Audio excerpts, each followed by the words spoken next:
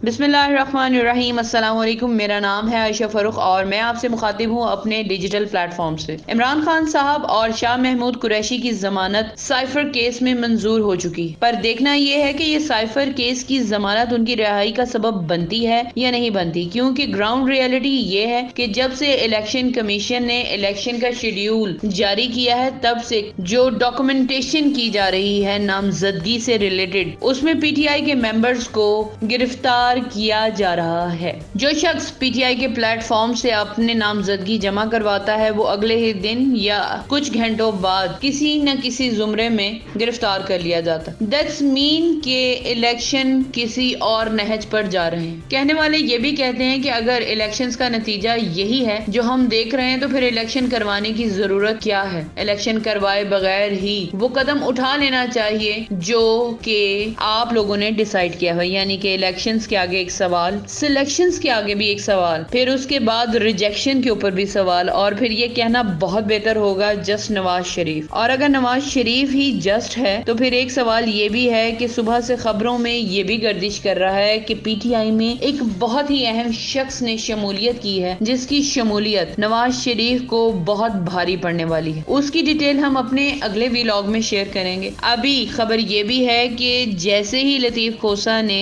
PTI के अंदर senior नैब सदर की सीट संभाली है, वैसे ही उनको अब के मौजूदा चेयरमैन में कुछ खामियां नजर आने लगी हैं। ये खामियां इन दोनों के दरमियान PTI को कितनी ज़हमत दे सकती हैं, ये भी एक बहुत बड़ा मुद्दा है जिसे किसी भी सूरत में नजरअंदाज नहीं किया जा सकता, क्योंकि लतीफ खोसा साहब की सियासत पीपल्स पार्टी से है, जहां पर तीर चलाना और तीरों को बर्दाश्त करना रिवाज है। और PTI के अंदर तो एक ही रूल है, रूल ऑफ लॉ।